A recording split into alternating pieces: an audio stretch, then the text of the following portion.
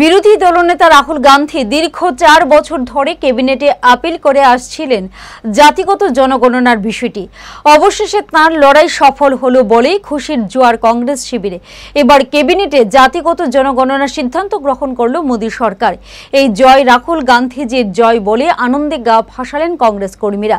গোটা দেশের সঙ্গে এই আনন্দে সামিল হলেন ত্রিপুরা প্রদেশ কংগ্রেসও।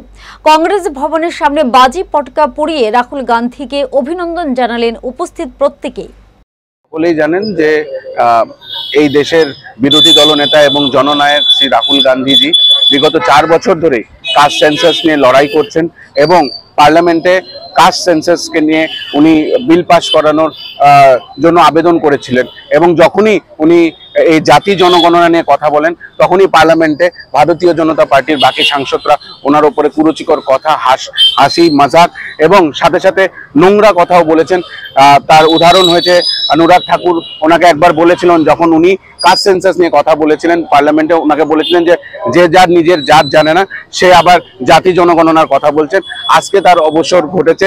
আমরা দেখেছি যে কালকের ক্যাবিনেট মিটিং এর মধ্যে এই সিদ্ধান্ত বাধ্য করেছে ভারতীয় জনতা পার্টিকে যে রাহুল গান্ধীর যে কাস্ট সেন্সাস যে ডিমান্ডটা ছিল সেটা তারা মেনে নিয়েছে এবং